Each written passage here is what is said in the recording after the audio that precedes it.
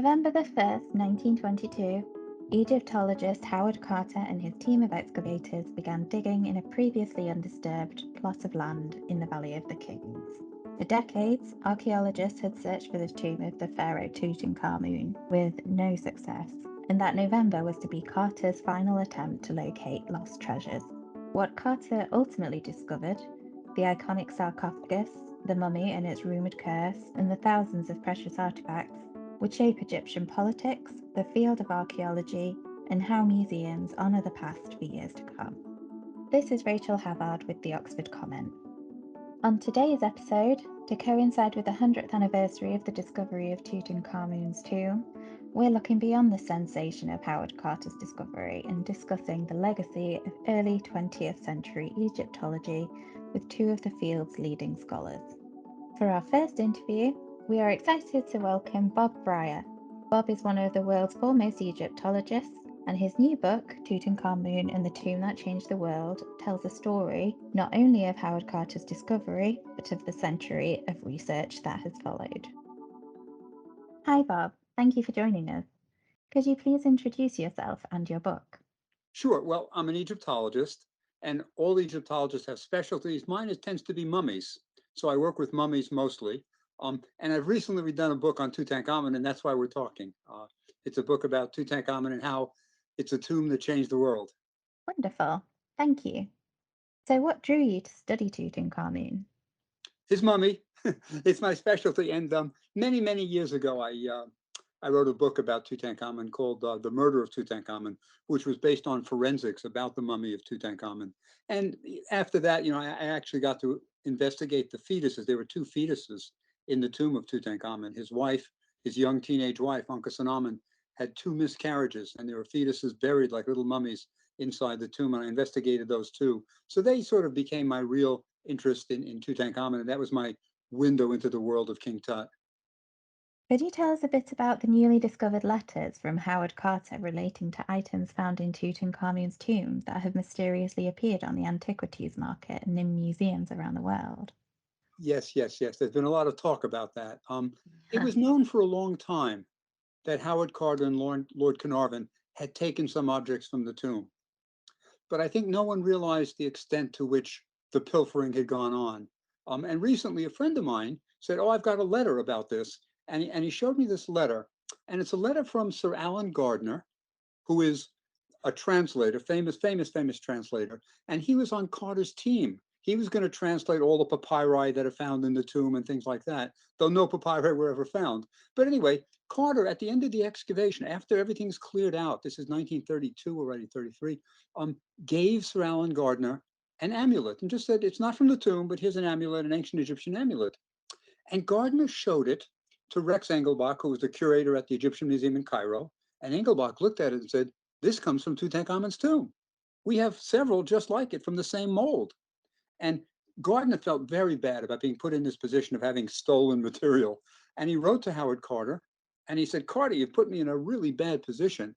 I've got this stolen object here, and I don't appreciate it at all." So it showed the extent to which Carter was taking things and treating them rather cavalierly. And, in a later letter to Rex Engelbach, I mean, it's an amazing thing, but Gardner actually says, "And oh, by the way, Carter gave me the seals to Tutankhamun's tomb. I gave them to my son." So they were really acting rather cavalierly about this whole tomb. How did the discovery of the tomb impact fields beyond Egyptology? Oh, that's sort of why I called the book Tutankhamun and the Tomb That Changed the World. There were tremendous ramifications in all kinds of areas. One was political. One of the things that happened, now at the time of the discovery of the tomb, England was running Egypt. It was a colonial situation. And Carter and Carnarvon really felt they sort of owned the tomb. And Carnarvon it was, who made a terrible decision, absolutely awful decision. They were besieged by the journalists as soon as they discovered the tomb. And they couldn't work under these conditions. They wanted things to calm down. So Carnarvon decided he would sell the rights to the tomb, the story to the tomb, to just one newspaper, the London Times. So what that meant was no other journalist could interview Carter or Carnarvon or get any information about it, even the Egyptian journalists. So imagine if you're an Egyptian journalist and you can't even run the story about something in your own country. So people were furious. And this became a kind of rallying point that whose tomb is this? And eventually it would lead to Carter being locked out of the tomb for a year. And I think in some small way, it eventually led Egypt on the path to independence. The British would eventually have to leave, and the boy king, Tutankhamun, was a kind of rallying point for this. He's our pharaoh. So that's one ramification of the tomb. But there are others that are more Egyptological. For example, after Tutankhamun's tomb, it would eventually become law that no objects found in Egypt, no artifacts would leave Egypt. And that's how it is today. In Tutankhamun's time, and when the discovery of the tomb, during the 1920s, 1930s, there was a division of the finds. If an excavating team came to Egypt, you could expect to bring home half the finds. And museums would get something for their expense, universities would get something for their expense. But after Tutankhamun, it eventually led to the conclusion everything that's Egypt's should stay in Egypt, right? So that's another sort of surprising legacy of Tutankhamun. And there's one that affects the world much more widely that people don't realize. And it's the idea of how museums are run today. Tutankhamun was the first blockbuster exhibit in history. When in the 1970s Tutankhamun came to America, it was spectacular. I mean, it was just absolutely amazing. And there was a guy at the Metropolitan Museum of Art who was the director, right? Thomas Hoving. And he was a bit of a P.T. Barnum, a real showman. And he's the one who realized you could make a fortune from an impressive exhibition. And the way you would do it is through the gift shop. And he was the one who creates fabulous souvenirs to buy, very expensive ones. For example, there was a little replica he made of a Selket statue that sold for $1,500 in the gift shop. And before Hoving, gift shop were places where you bought postcards, not expensive designer scarves or jackets and things like that. So Hoving was the one who figures out that a big blockbuster exhibit can make a fortune. And that's all due to Tutankhamun. So now museum budgets are all based on blockbuster exhibits. And that's really due to Tutankhamun. Now, in America, we have a show, Saturday Night Live. I'm not sure how big it is in the UK. But when the Tutankhamun exhibit had come to New York, Steve Martin did this classic funny bit on Saturday Night Live, a song he sang called King Tut. And it became kind of viral. It went viral. Everybody knows it. But what people don't realize is that it's really about museums. Because there's a line in it. Everybody remembers the line, King Tut, born in Arizona, built a condo made of stone, or King Tut. People remember that. But there's also a line about, if I'd have known people would line up to see him, I'd have taken all my money and bought me a museum. So it's really about the blockbuster exhibit that's all due to King Tut. That leads me into the next question, which you've half answered already. Tutankhamun's story has gripped people across the world. Could you briefly explain why or how? One of the ways that Tutankhamun's tomb changed the world is by how a tomb is excavated. When Carter discovered the tomb, and he was a very good excavator who knew what he was doing, he knew what he was looking for, and he knew what to do when he found it. As soon as he found the tomb, he formed a team, an all-star team. He knew he would need conservators to preserve the artifacts. He would need a photographer to photograph everything. He would need a translator. He would need an engineer to help him move things around in this small tomb. So he formed this all-star team, and he did things that no one had ever done before. For example, Carter decided that everything should be photographed in situ, as it was in the tomb when Tut died, just as it was placed on the day of his death.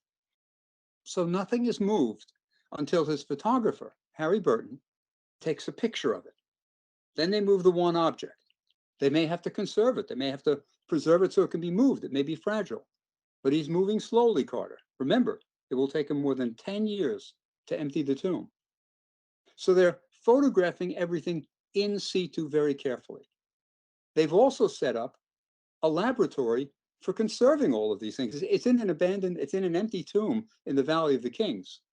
So they've got a conservation laboratory, they've got a photographer, and Carter, who was an artist, is doing detailed drawings of things that the photograph won't capture. For example, the position of beads on a collar placed on the mummy of Tutankhamun. So he's doing all these drawings, he's got the photographs, he's got the conservators, he's got everything. And this, in a sense, becomes a model for how one should excavate a tomb. And even to this day, almost all Egyptologists agreed Carter did a fantastic job, and we're all in awe of his skills. You present new resources and research in such vivid detail, providing a compelling and accessible introduction to arguably the greatest archaeological discovery ever. What did you find most exciting while conducting your research? You know, originally when I did the book, I thought it would be just a survey of research that had been done. And that would be interesting in itself. That is, many people think that you excavate a tomb, Tutankhamun's tomb is excavated, the objects are moved to Cairo, they're put in glass cases in museums, and that's the end of the story. But it's not. It's not. There's research going on all the time on Tutankhamun objects. And so I thought I would survey that, and that would be it. But as I did the research, I realized there are all kinds of things that maybe were sometimes wrong even. I'll give you an example. And as I said before, I'm a mummy person. I'm interested in mummies. And one of the great things about the research on Tutankhamun is his body has been CAT scanned, which is much more sophisticated and revealing than, say, just plain x-rays. So we have CAT scans of him.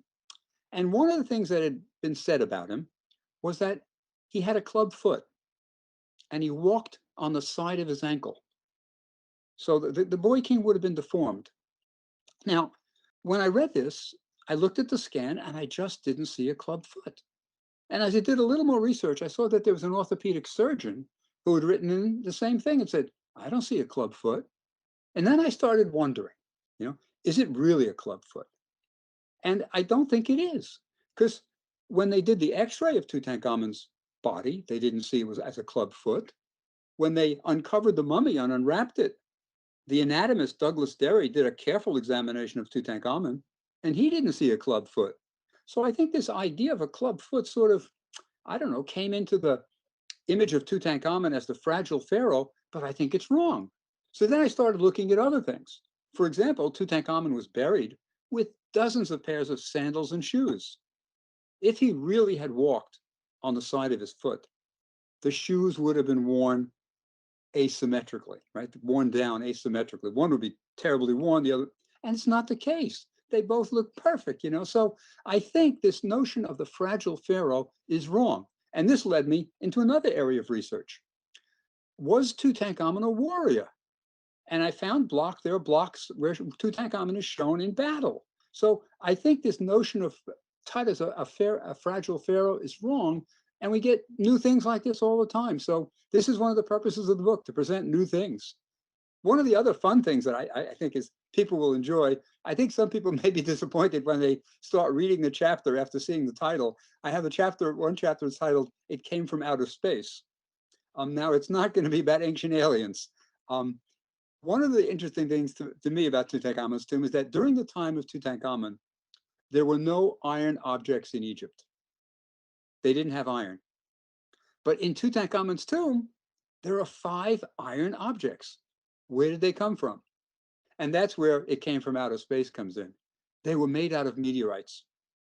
Someone had found a meteorite and hammered these things into objects. So that's It Came from Outer Space. So you find out loads of interesting, fun things when you start doing research on Tutankhamun that the general public doesn't know. So that's sort of why I wrote the book. I'm sure a lot of people will be interested in that chapter title. Following up on your last answer, where did the idea of the fragile pharaoh originate? I think this whole idea of Tutankhamun having a club foot starts with the CAT scan of the pharaoh. Before that, we had no suggestion that Tutankhamun was deformed. We had a physical examination of the body, no hint that the ankle was deformed. We had the x-rays of the body, no hint that the body was deformed. Then when we get the CAT scan, in a book by the team that CAT scanned Tutankhamun and other pharaohs, we get the statement that he had a club foot. So it comes from the CAT scan study. And I think what happened, the reason we get the suggestion of a club foot, is it was a very large team. And very often with a large team, you get different opinions about things. And I think at some point someone said maybe that's a club foot. And then I think maybe everybody just didn't care enough and they gave in. Yeah, he's got a club foot. So I think it was a kind of almost group decision, group think, and that's how the fragile pharaoh came about. Also it was said as evidence of the club foot that in the tomb there were quite a few walking sticks and canes, which might suggest that Tutankhamun was infirm, that he needed these canes and walking sticks to support himself. But that's not at all true. I mean, these are staves of authority. They're signs of authority. Officials in ancient Egypt often carried a staff or a cane just to show that they were overseers and things like that. And many pharaohs are shown with staves of authority. So no, I don't think that either means that he was frail or anything like that at all. Thank you, that's fascinating. Speaking of Tutankhamun's mummy itself, why is it still located in his tomb in the Valley of the Kings when everything else has been moved out into museums? That's a very good question. I think the answer is rather simple. People are a little bit afraid of touching mummies and moving them. It takes a special skill to handle a deceased body that's 4,000 years old or 3,000 years old. So I think people have been hesitant about moving it out. For years, I've been told, oh, we're moving the mummy out of the tomb in about another 6 months, but it's gone on for years. And everything has been moved. All of the Tutankhamun objects have been moved to the new Grand Egyptian Museum on the Giza Plateau, except the mummy of Tutankhamun. And I think they're just hesitant about moving it. I've seen that quite a bit. I've seen where people just didn't want to touch mummies. And I think that's part of it. So he's still in the tomb, and they say they're going to move it any day now, but I haven't seen it being moved yet. Do you think the mummy should be moved? I think eventually it should go to the museum. I think it's now in this very small glass case in a corner in the museum. I think it's nice that tourists have been able to see the face of Tutankhamun. The rest of the body is covered. It's just up to the shoulders. There's a linen shroud on the body, and then you can see his face. I think it's nice that people can see the face of the boy king, the famous pharaoh. But I think it'll be fine if he's with his other objects well displayed as it will be in the Grand Egyptian Museum. So I think it's fine. In conclusion, given all you know about Howard Carter, what do you think his legacy is, both culturally and academically? I think Carter has two different legacies. One is sort of cultural. He was a difficult man. He didn't have many close friends, and it's known that he took objects from the tomb. He made many political mistakes, right? So we know that about Carter. He was difficult, didn't always make the right decisions, and he died pretty much alone by himself. But that's one thing. When you look at his legacy as an archaeologist, I think that's unchanged, untarnished. They're two different things. We all in the field admire Carter as an archaeologist. His standards were extremely high. He did a great excavation of the tomb. So that's unchanged by the other things that people talk about. So I think he has really two legacies, two ways of viewing him. Thank you so much for joining us. It's been a pleasure listening to one of the few scholars who has actually studied Tutankhamun's mummy in person. Oh, thanks. I really enjoyed it. Our second guest today, Peter Der Manuelian, is a professor of Egyptology at Harvard University and director of the Harvard Museum of the Ancient Near East. His new book, Walking Among Pharaohs, is the definitive biography of George Reisner, contemporary of Howard Carter and perhaps the most important American archaeologist from the golden age of Egyptology. Hi, Peter. Thank you for joining us. Could you please introduce yourself? Sure. My name is Peter Manuelian. I'm the Barbara Bell Professor of Egyptology at Harvard University and director of the Harvard Museum of the Ancient Near East, also director of the Giza project at Harvard. And I've just recently published Walking Among Pharaohs, George Reisner and the Dawn of Modern Egyptology. Lovely. Thank you. So who was George Reisner and why was he an important figure in American archaeology? George Reisner was important not only for Egyptology, but for archaeology in general. And the interesting thing about him is his career didn't start out that way. So he's of German descent. His family emigrated, and many of them ended up in the middle of the country in Indianapolis, and that's where he grew up. He was fascinated by ancient cultures and histories, went to a very good high school, and went on to Harvard University there. And his real interest at the beginning of his career was in Semitic philology, so Biblical Hebrew, Akkadian, languages like this. And that was really what he thought he would do. He ended up back at Harvard for an MA and a PhD, and then on to Germany. And that's where he met for the first time German Egyptologists who trained him in this new field. He thought he'd teach at Harvard, but there wasn't enough money to keep him more than just 1 year. And then he found himself in Cairo with his first job offer to try to publish parts of the Cairo Museum collection. He thought he would stay for 1 year. He ended up staying for more than 40. And that's where he met Phoebe Apperson Hearst, and she was looking for archaeologists to work for the University of California, Berkeley, all over the world. And he decided to take a right turn in his career and become an archaeologist. He saw the plunder going on and thought he could introduce the same kind of rigorous methodology that he had to his language studies. And the rest is history. He became one of the greatest archaeologists, not just in Egypt and the Sudan, but really anywhere in archaeological method at the start of the 20th century. Reisner had a remarkable career excavating sites in Egypt and Sudan and discovered tombs, hieroglyphic inscriptions, temples, settlements, colossal statues, and more. What was the most impressive of his discoveries? His most obscure? Wow, that's a great question. Over such a long career, he made so many discoveries and opened up so many new fields. One of them, of course, is the best known, and that's the Giza pyramids, arguably the most famous archaeological site in the world. And his base, his headquarters was there. It was called Harvard Camp. After Phoebe Hearst pulled out her financial support around 1904 and 5, he reformed as the Harvard University Boston Museum of Fine Arts Expedition. And he was based in a series of little mud brick huts behind the pyramids, just a stone's throw away at Harvard Camp.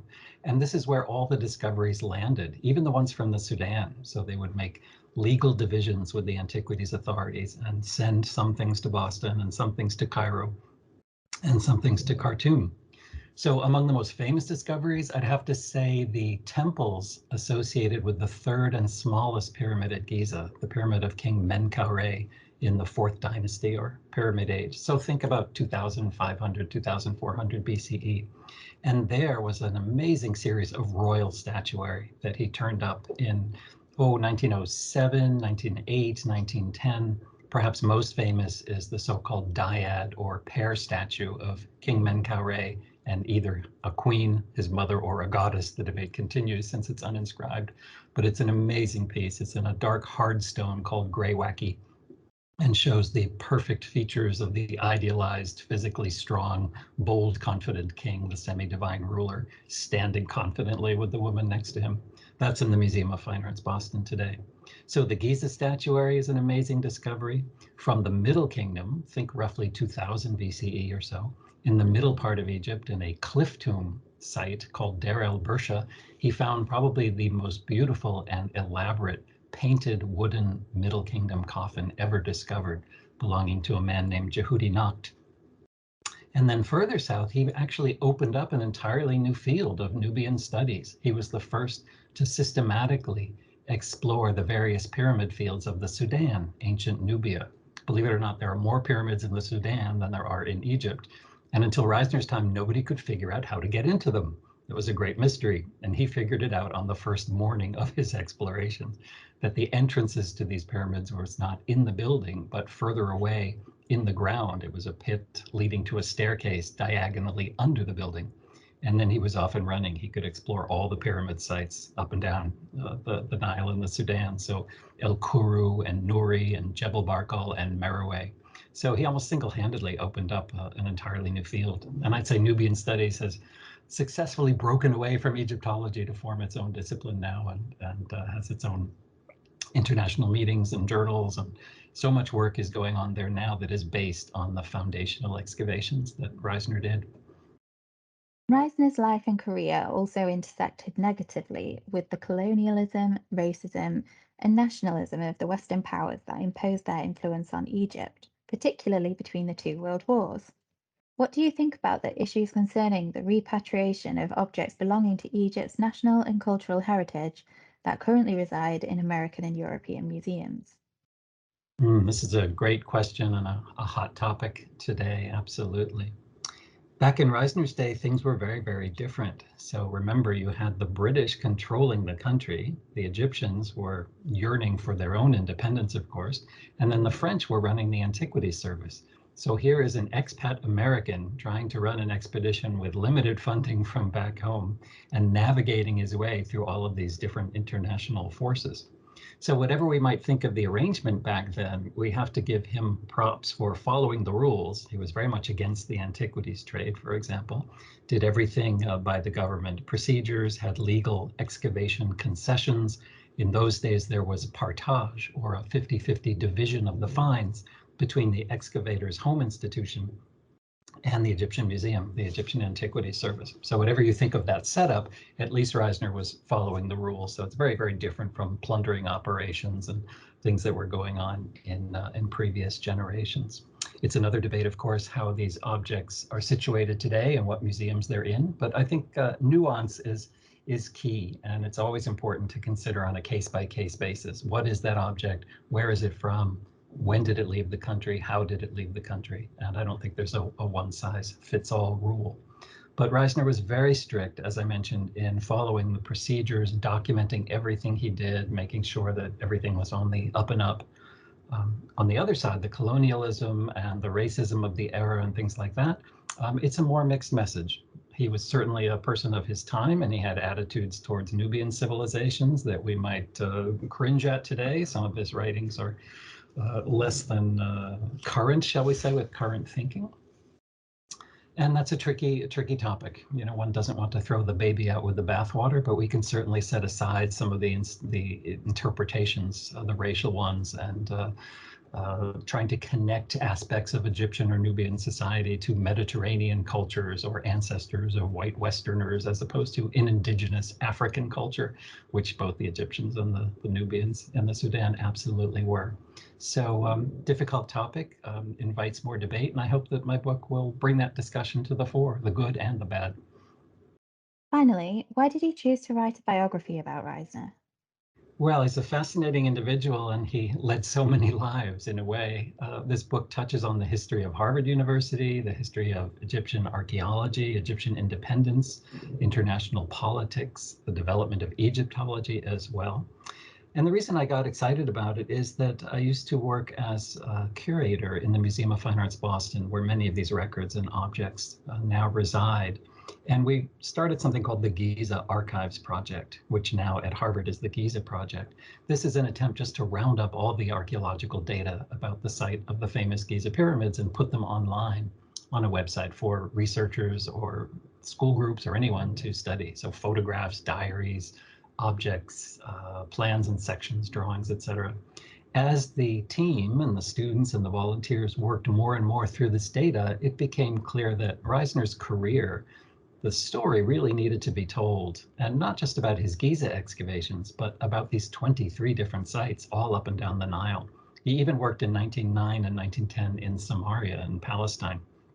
And so I got more and more interested as a side project in trying to figure out what made this person tick. He was an absolute workaholic, but also supported many students and other scholars emerging in the field at the time, always ready to lend a hand. He learned fluent Arabic, so he had his finger on the pulse of developments in Cairo and the politics. And so people would come up to Harvard camp to consult him, not just about archaeology, but about the lay of the land politically and what he thought about it. And he was also ahead of his time in training the Egyptian staff in the so-called skill positions of archaeology. So photography, accounting, diary keeping.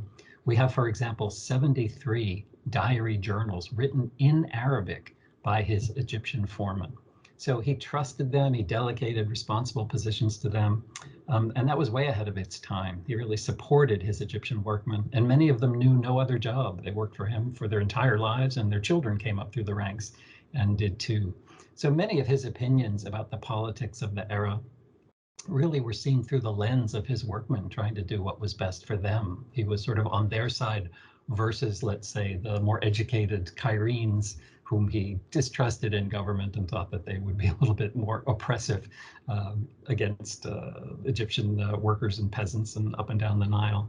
His solution to that was continued British rule, which one can certainly argue with, as opposed to independence. So it's just a fascinating era. And I thought, as an aside from the strict archaeological work we were doing on the Giza pyramids and building this website and linking all of these materials, it was time to tell that story and round him up. And that's what I've enjoyed doing. It took about 15 years to pull it all together, with archives at Harvard, at the Museum of Fine Arts, in Egypt, at Oxford, all over the place, all over the world. And along the way, I've discovered so much about people who worked with him, worked for him. I've met their descendants. They all have stories and documents to share. And so putting the whole story of one man's life together has just been a fascinating journey. Really rich research you've been doing then. It's taken a long time, but I hope it was worth it. One follow-up question. In summary, what should readers expect from your book? Well, I tried to be all things to all people. We'll see how that succeeds. But basically, scholars who are trying to put his career steps and the sequence of his excavations together, I hope that will lay his career out clearly, the different sites he dug and when he found these things, and who was present, who was absent, who was present, the development of his career. I hope it will contribute to the development of archaeology in general, method, concern for stratigraphy when he was way ahead of his time, his organizational systems, how he documented his excavations and involved, as I mentioned, the Egyptian workmen, something that many of the other excavations were not doing to that extent. What else? A bit of the history of Harvard, the history of the Museum of Fine Arts, archaeology in general, navigating between two world wars, for example. They actually used some Giza tombs as air raid shelters during World War II when they were worried about German bombing raids and the sirens were going off in Cairo. And so this milieu around him really cuts across royalty and VIPs and Egyptian politicians and other famous excavators. Howard Carter, who found Tutankhamun's tomb, comes through. Everyone knew everyone. And he was really up there with the most significant figures of his time, Egyptologically and archaeologically. Thank you, and thank you for talking with us about a remarkable person you've spent so many years researching. It's been a pleasure. Thanks for having me. We want to thank both of our guests, Bob Brier and Peter Der Manuelian, for joining us on today's podcast. Both of their books, Tutankhamun and the Tomb That Changed the World and Walking Among Pharaohs, are now available from OUP. Please check out our show notes on the OUP blog for a recommended reading list of additional book excerpts, journal articles and blog posts that explore a few of the ideas discussed today. New episodes of the Oxford Comment will premiere on the last Tuesday of each month. Next month's episode will be the last one for 2022, so be sure to check it out. Follow Oxford Academic on Facebook, Twitter, SoundCloud and YouTube to stay up to date on upcoming podcast episodes. And please do subscribe to the Oxford Comment wherever you regularly listen to podcasts, including Apple, Google and Spotify. Lastly, we want to thank the crew of the Oxford Comment for their assistance on today's episode. Episode 77 was produced by Stephen Philippi and Sarah Butcher. This is Rachel Havard. Thank you for listening.